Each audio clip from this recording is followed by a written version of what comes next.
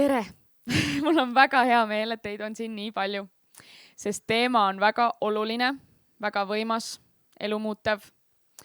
See tuleb väga selline otsekohene ja kindlasti pöörane töötuba ka. Ma kõigepealt natukene räägin selle varju temaatika lahti. Tehke võimalikult palju märkmeid, sellepärast et teie psüühika protsessib need uued teadmised teistmoodi läbi, kui te kirjutate käsitsi. Kas või teete enda jaoks mingid ankursõnad, panete kirja. Kindlasti ma esitan teile väga häid küsimusi, mida tasub endalt küsida igapäevaselt. Pange need kirja, need on tööriistad. Ja siis hakkamegi minema ja lõpus me teeme 2 väga võimsat praktikat. Kes tunneb, et ta ei ole veel valmis oma varjuga silmitsi seisma, siis te ei pea neid praktikaid tegema. Aga te võite teha ka nii, et te esimest võib-olla ei tee, kui tundub liiga karm. Ja teise teete. Aga siis ise tunnetuse järgi vaadake. Igal juhul, kui te otsustate protsessi minna, siis pooleli seda jätta ei tohi. Sest muidu te jääte võib-olla mitmeks nädalaks varjuprotsessi kinni ja see on ebameeldiv. Aga kui me teeme selle siin koos läbi, siis te jõuate pärast väga heasse kõrgesse seisundisse. Tõesti väga heasse kohta, ma luban teile. See on hästi võimas. Nii, tutvustan ennast ka kiiresti. Mina olen Maria Paidar.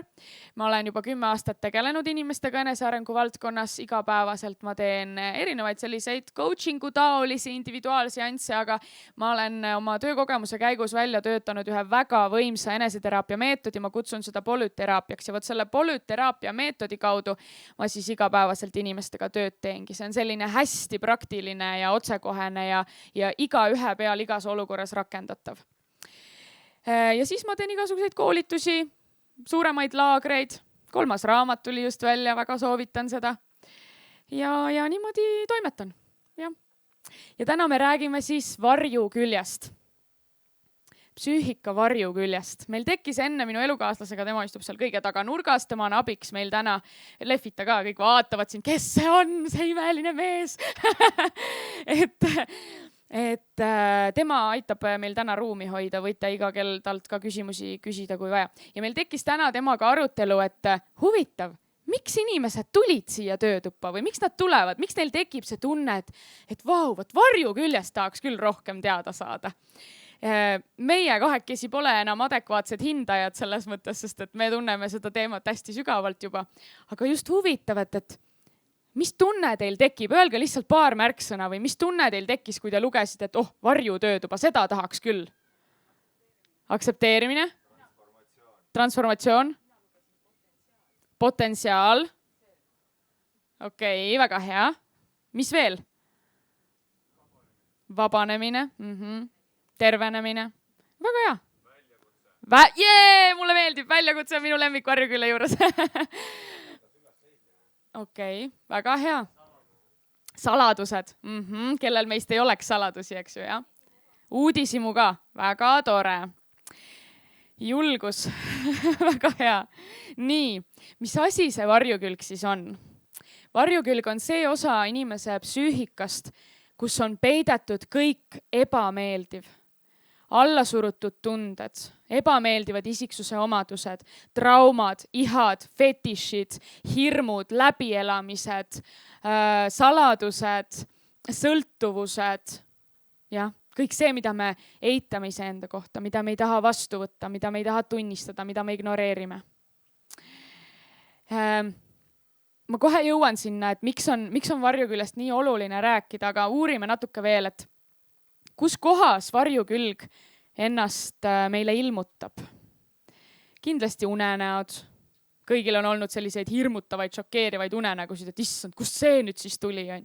Unenäod annavad märku meie varjuküljest. Korduvad negatiivsed eluolukorrad annavad märku, et mis seal varjuküljes sügavamal alateadvuses toimub. Suhted. Kindlasti. Igasugused suhted, tööalased suhted, romantilised suhted, perekondlikud suhted, sõprussuhted. Sest et, ja eriti just need suhete probleemid, eks ju.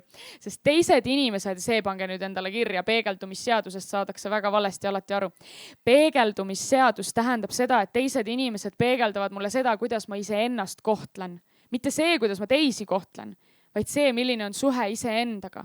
Näiteks, kui minu partner mind ignoreerib, siis mingis aspektis ma ignoreerin iseennast. Või kui minu partner ei arvesta minu vajadustega, siis mingis aspektis ma ei arvesta oma vajadustega. Kui keegi minu kolleeg ei võta vastutust oma tööülesannete eest ja see mind jubedalt ärritab, siis on mingi osa minu elus, kus ma ei võta vastutust iseenda eest või enda oluliste aspektide eest. Et iga selline olukord, iga inimene, iga suhe on väga, väga oluline peegel ja seal me kohtume oma varjuküljega. Ja nüüd kõige sellisem lihtsam koht, kuidas oma varju ära tunda, on kõik need olukorrad, kus ma ärritun. Toon teile näite. Võib-olla ärritute näiteks liikluses. Võib-olla te ärritute inimeste peale, kes ei võta vastutust. Võib-olla te ärritute inimeste peale, kes on hästi dominantsed, jõulised, karjuvad igal pool. Kas siin on kedagi sellist? Andke käega märku. No mõned on. Okei, väga hea. Et see ärritumise kohad näitavadki teile teie potentsiaali. Ja nüüd me jõuamegi sinna, et miks on nii oluline varjuküljest rääkida. Ma ütlen seda natuke teistmoodi. Oma väest me saame aru siis, kui me peame seda kasutama. Me ei tea, milleks me oleme võimelised, kui meil ei ole mingit väljakutset. Nagu jõusaalis. Sa ei tea, millist hantlit sa jõuad tõsta, kui sa ei proovi. Ja elu samamoodi annab neid väljakutseid, annab neid raskuseid nii-öelda. Et ma teaks, milleks ma olen võimeline, et ma avastaksin endas mingi uue oskuse, uue ande ja nii edasi. Et ilma varjuküljeta me ei teaks, kes me oleme. Ilma varjuküljeta me ei teaks, milleks me võimelised oleme ja mis on meie päris elu ülesanne, päris potentsiaal. Ja neid potentsiaale võib olla väga palju erinevaid. Võivad olla väiksemad ja võivad olla hästi suured potentsiaalid, mis on nagu elus läbi kandvad. Ma toon mõne näite.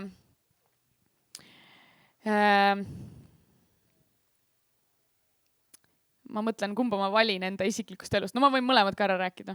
Me jõuame.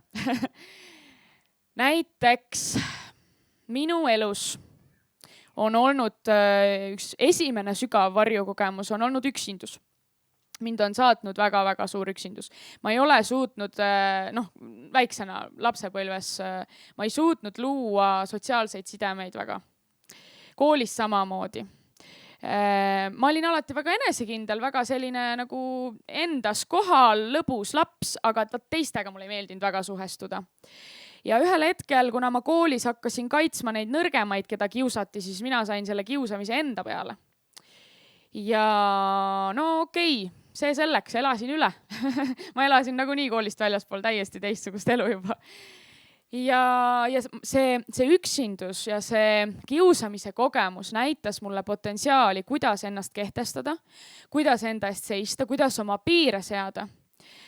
Ja täna, mis ma teen? Ma teen noorteorganisatsioonis vabatahtlikku tööd, käin tegemas vabatahtlikuna igasuguseid kiusamise vastaseid loenguid, noortele selliseid eduloenguid ja üldse noortega töö on mulle hästi südamelähedane. Ja see näitas mulle seda ühte potentsiaali minust.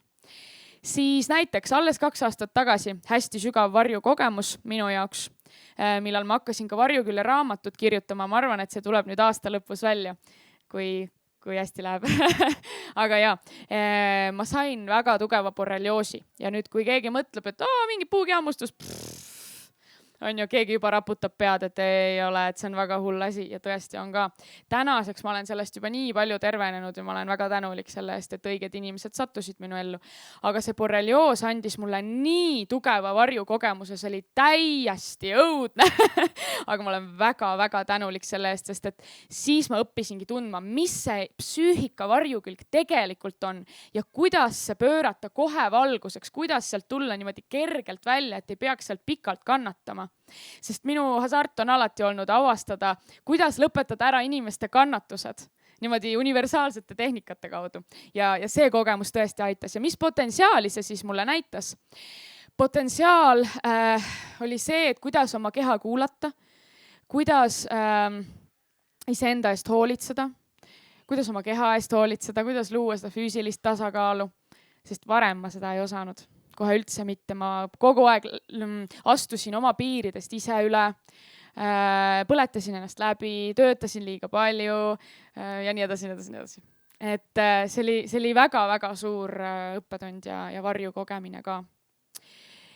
Nii, ma toon teile siis veel potentsiaalidest näiteid, võib-olla te saate oma isiklikus elus ka mingi seose.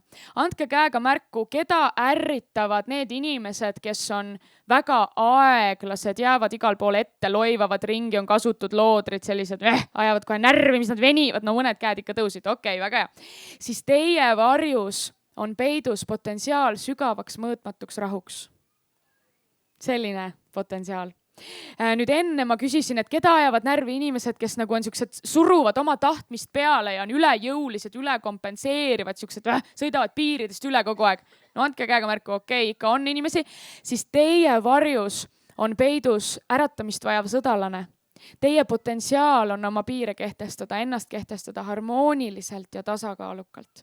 Niimoodi armastusega, südamega. Nii. Toome mõne näite veel. Väga lõbus näide. Mul oli ühes varju töötoas üks meesterahvas, kes arvas, et ta paneb mind proovile. Küsis mult, nii, Maria, aga mis on minu varjus siis, kui mind ärritavad kassid? Kas kedagi ärritavad kassid? Mõni käsi siin natuke tuli. Okei. Ja siis ma hakkasin talt edasi küsima, okei, mis sind ärritab nende kasside juures täpsemalt? No see, et nad tulevad minu õuele, need võõrad kassid. Mis sind selle juures ärritab? No see, et nende omanikud ei vastuta nende eest. Ja siit tuligi siis see vastutuse koht, et teda tegelikult ärritavad inimesed, kes ei võta vastutust. Ja siis ma kohe küsisin, et okei, aga mis on need aspektid sinu elus, mille eest sina väldid vastutuse võtmist? Ja siis ta kohe sai nagu selle nõksu kätte. Kas kellelgi tuleb mingi äge ärritus, mida ta tahaks kohe jagada? Mis teda ärritab ja tahaks teada, mis see potentsiaal seal taga on? Purjus inimesed, mis siin nende juures ärritab? Et nad ei ole adekvaatsed. Kas sind ärritab nende rumalus? Nad ei ole kohal. Kui palju sa iseenda jaoks kohal oled? Oled. Okei. Mis veel võiks olla see? Vaata, seda peab nagu kaevama, et... Okei.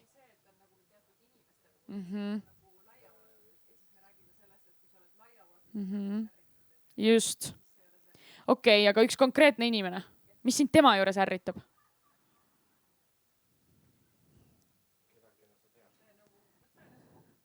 Okei.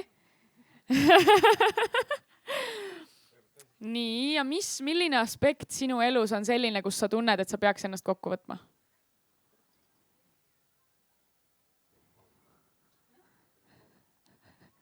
Ping-pong. Et seda peab niimoodi sügavamalt uurima, et mis on see, mis sind tõeliselt kohe endast välja ajab. Kui see ärritumine on siukene leebe selline, siis seal ei pruugigi olla tegelikult midagi. Seal võib ka olla see, et kui ta ei ole sinu jaoks kohal, siis sa tunned, et sa ei ole talle tähtis. Siis võib seal olla miski, kus sa ei ole iseenda jaoks võib-olla tähtis või oled ennast unarusse jätnud. See võib olla seotud ka konkreetse hetke olukorraga, mis sinu elus toimub, sest võib-olla täna seda olukorda enam ei ole sinu elus, eks ju. Ja. Kui ärritab valetamine, jah.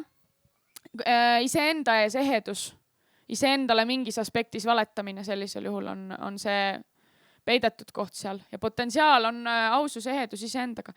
Seal tõusis üks käsi veel julgelt. Eiramine, et kui sind eiratakse. Kas seda teeb partner? Sõber. Mis sa siis tunned? Ma arvan, et sa vist juba said vastuse. Jah. Väga hea. Okei, et niimoodi saab neid potentsiaale siis leida. Ja ma väga soovitan pidada varjupäevikut. Võtta 7 päeva ja pannagi kirja kõik need hetked, kus sa ärritud. Ja vaadata nendesse hetkedesse sügavamalt, sest teate, kui me oma varju külge ei teadvusta ja sellele otsa ei vaata, siis vari tuleb nähtavaks väga ebamugavates kohtades, seal, kus üldse ei tahaks, et ta käivitub. Nii.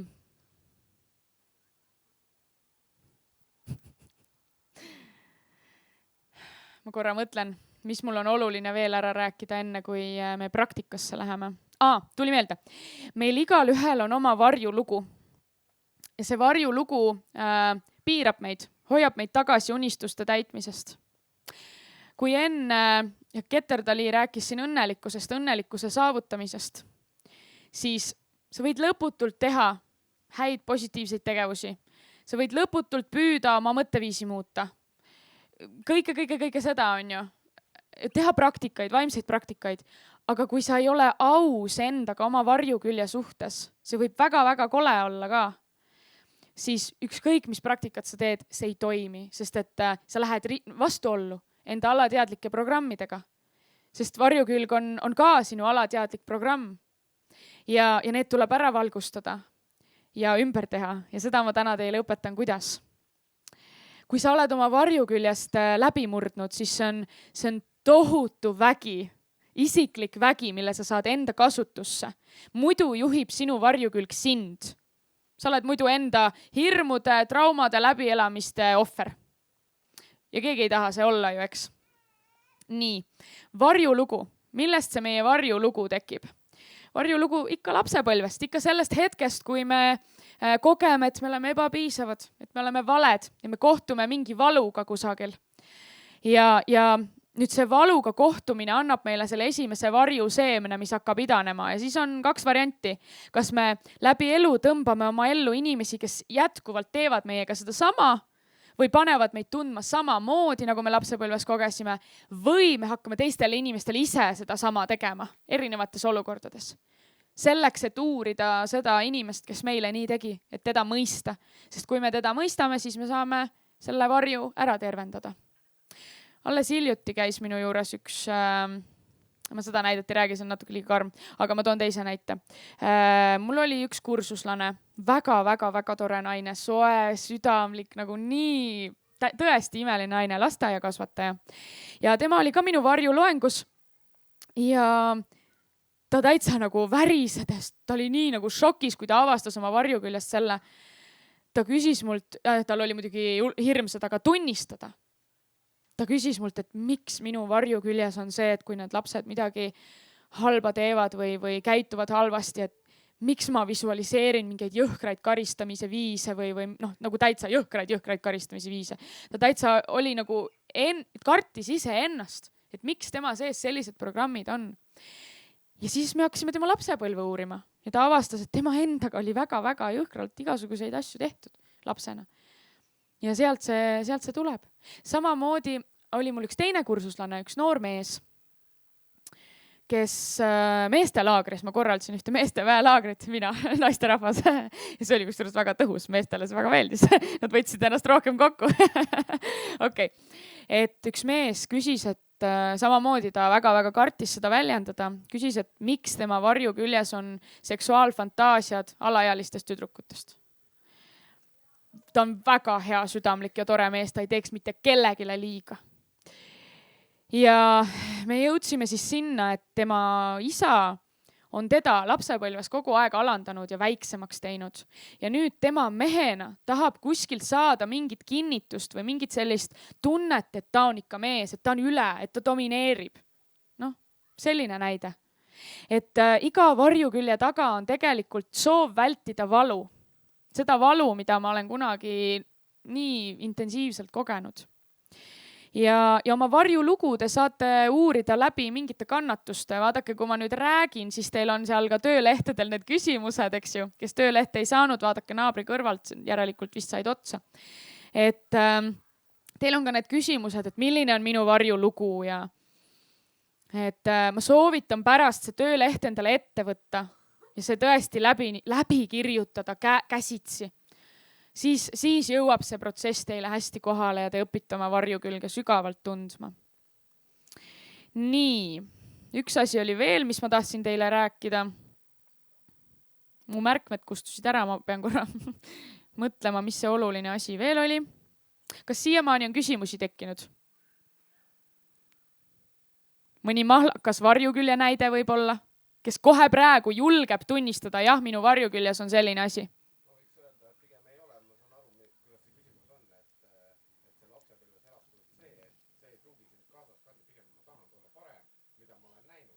sa tahad olla parem, sest sa tahad vältida valu.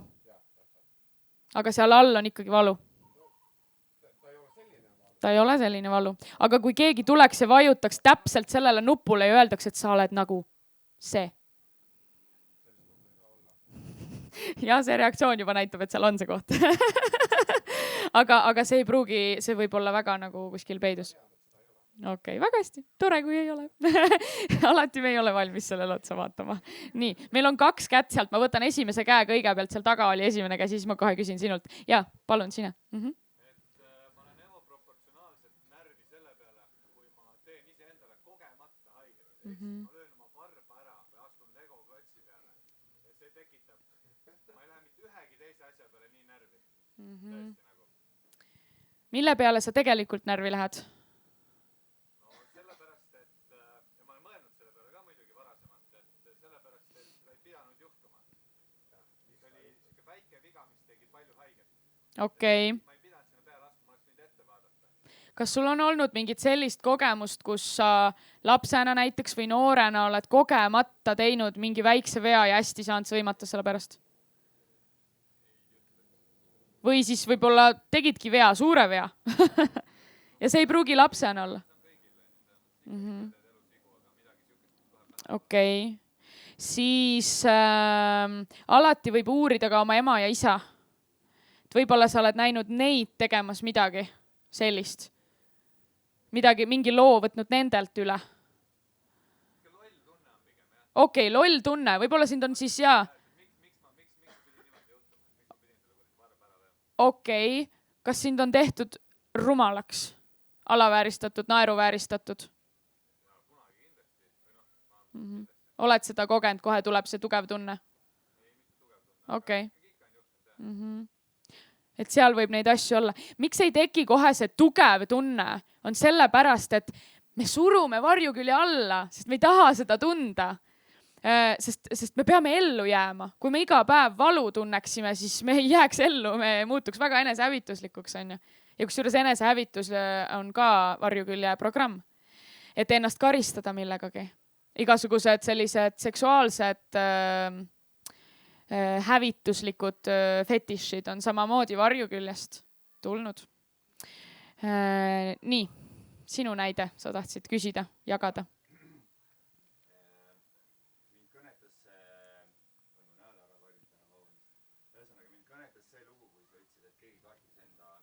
Ma tunnen, et minus on see olemas. Ma olen sellega saanud sellist kohta, et ma kogen seda ainult enda sees. Aga mul on siuke koht, kus kas ma kogen ise minu suunas või ma näen mingisugust väga ebaõiglast kohta, siis mul väga kiiresti jõuan sellisesse kohta, kus ma seda inimest tapan, loobin tellistega ja verd enda peal. Visualiseerid? Visualiseerin, jah. Alla surutud agressiivsus? Ja. No sa vastasid ise ära. Ja. Väga hea, aitäh.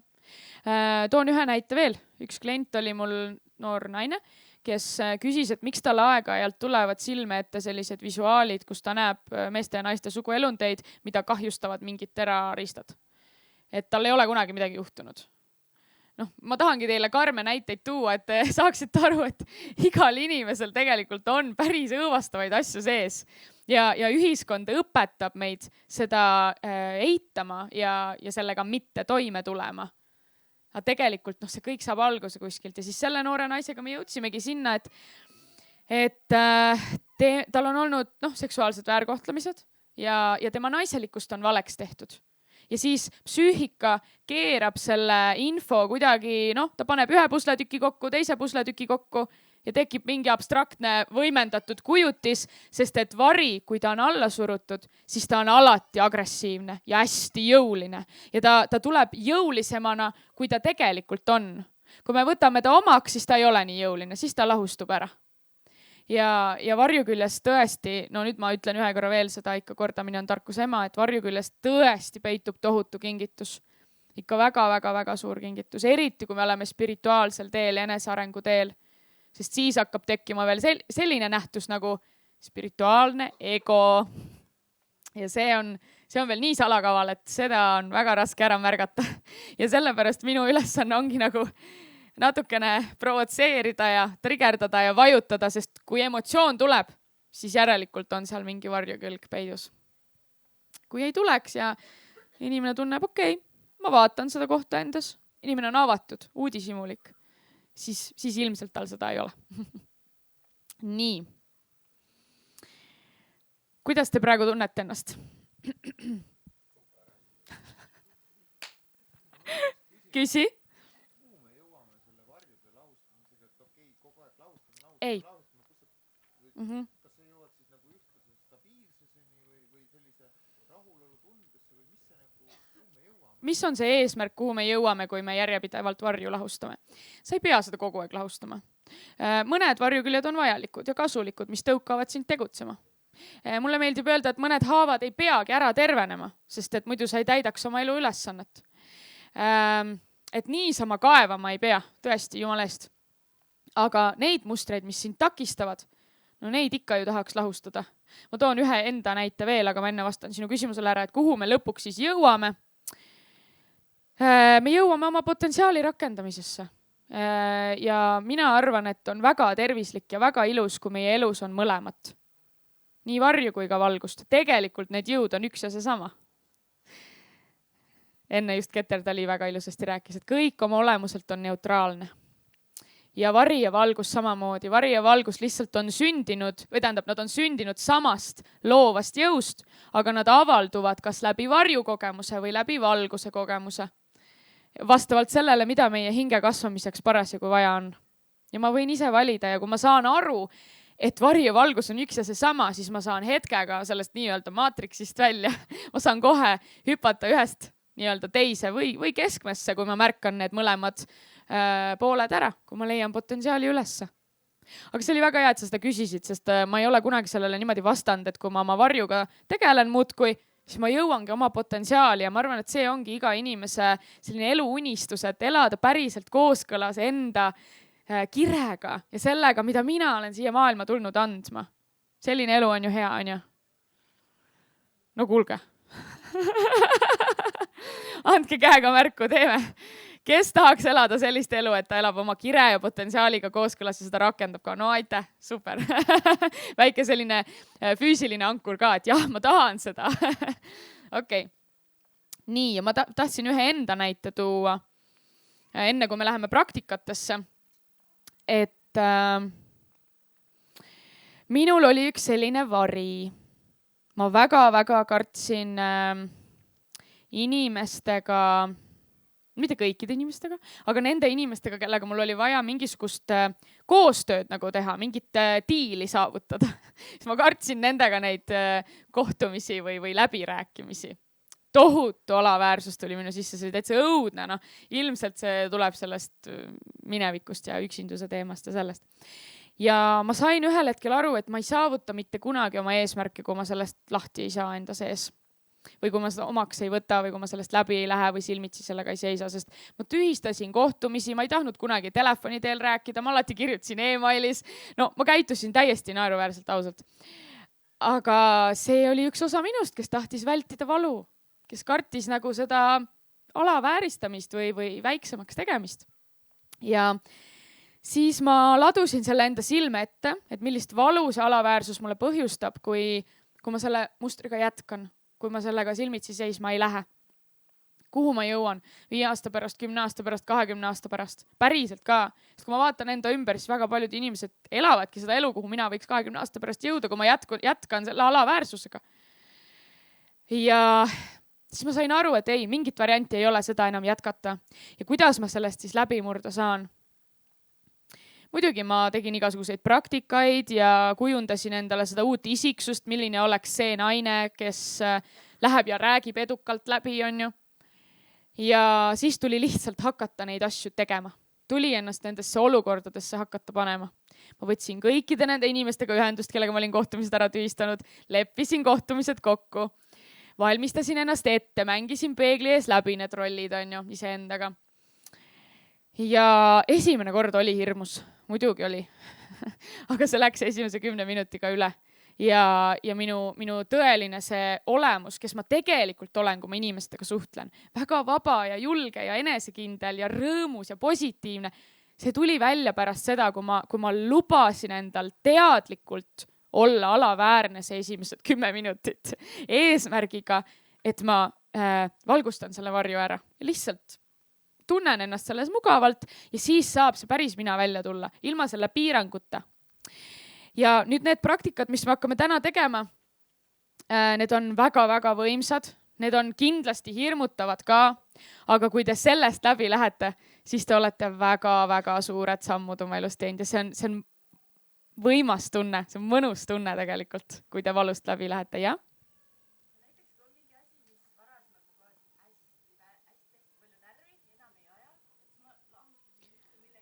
Jaa, midagi sai sinu elus lahendatud.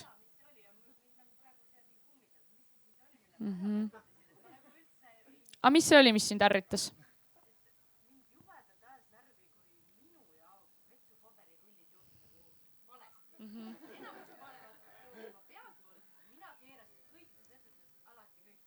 Kõikides vetsudes, mitte ainult kodus? Okei. Kas lapsena sinu arvamust võeti arvesse?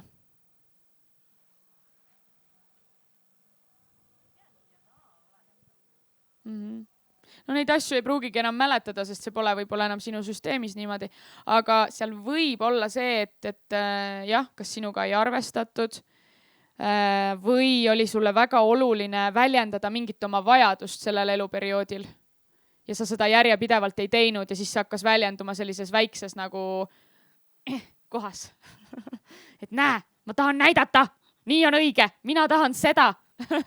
See võib olla sellega seotud. Aga võtta ei tea, nii? Aga näiteks puhtuse teema, või kust maalt üldse läheb see piir, et on hästi puhtad pinnad versus kõik on segamini, võib-olla mädanenud tomatid ka seal kapi peal. Ütleme ühe skaala, et kust maalt hakkab see vari ja kust maalt on normaalne. Ja, et puhtuse piir. Et need inimesed, ühesõnaga, kellel on vaja niisugust laitmatut puhkust, on ju. Et kust läheb see piir. Seda sa pead endalt küsima, et mis muutub, milline käitumine muutub hävituslikuks ja milline mitte. Üks oli lihtsalt, et palutakse mingit autot, et aita autot teha. Mul endal ikkagi käib ikka suht tolmuimejaga võib-olla nädalad vähemalt korra. Ja siis ma lähen mingit autot tegema, kus tõesti olid reaalselt, et mädanenud õunad olid. Ma saan aru, et on istmel, aga kui mädanenud õunad on siin jalga all, et inimest ei jää. Aga see on iga inimese oma piir. Sinul on oma piir selle jaoks. Mina kasvasin näiteks kasuisaga, kes hakkas sõimama juba siis, ta tuli töölt koju, kõik muu oli puhas, aga võt üks teetass oli laua peal, millest ma veel teed jõin. Ja siis ta sõimas, et kuradi invaliidid, mis te ei suuda siin majas midagi teha. Ja no see on ilmselgelt, ei ole okei, on ju. Et kui sa muutud, sinu käitumine muutub hävituslikuks, siis seal ongi piir sinu ja sinu lähedaste jaoks. Et seda tuleb endalt küsida. Ja iga asjaga, mitte ainult puhtusega, vaid iga asjaga. Nii, ma räägin teile siis, kuidas meie esimene praktika välja näeb. Kõigepealt, ärge kohe tehke, me võtame kolmikutesse ja te mõtlete välja enda jaoks, milline on see lause, mida te elus kõige rohkem kardate kuulda. Võib-olla see lause on näiteks, sa pole piisav, sa oled vale, sa oled alaväärne, sind ei võeta tõsiselt, sa oled üksi, sa ei ole armastusväärne. Võib-olla hoopis ma armastan sind, kardate seda lauset kuulda. Et mis see lause on, mida te väga-väga-väga kardate kuulda. Ja siis kordamööda, kõigepealt esimene inimene seisab keskele, tema selja taha ja ette seisavad teised inimesed ja hakkavad seda lauset talle võimendama. Ütlevad erinevat moodi. Sa ei ole piisav, sa ei ole piisav, sa ei ole piisav, sa ei ole piisav. Ja ühele inimesele niimoodi 10 minutit. Ja te seisate oma varjuga silmitsi. Kui tekib tunne, et te tahate nutta, nutate. Kui tekib tunne, et tahate karjuda, karjute. Lubate sellel varjul täiesti lihtsalt endas olla ja muud kui märkate, mis tunded teie sees on. Ja võib-olla jääb naerma. Võib-olla ei tekigi mingit tunnet, võib-olla jääb närvi. ja kui 10 minutit saab täis, siis ma ütlen teile ja siis see keskmine inimene peaks pikali kukkuma ja teised püüavad ta kinni siis. Õrnalt panevad ta pikali. See on vajalik selle jaoks, et see vari saaks ära lahustuda ja et sa nagu kukud oma varju ja võtad selle lihtsalt omaks. Ja siis järgmine inimene ja see protsess jääbki pooleli, sest et teise praktika käigus me teeme siis selle protsessi lõpuni, selle, millega te alustate kolmikutes. Ja teine praktika on üksinda, igaüks enda sees teeb. Seda ma ka juhendan, seda ma praegu ei räägi teile, kuidas me teeme. Aga see on ka hästi võimas. Et kõigepealt selline kolmikutes praktika, igale ühele 10 minutit seda kõige hirmutavamat lauset. Aga ma ei tahaks, et lihtsalt vaatlejad jääksid, sest teistel on muidu ebamugav. Et kui teete, siis teeme, kui ei tee, siis pigem astuge samm kõrvale. Nii, kuidas tundub? Teeme ära.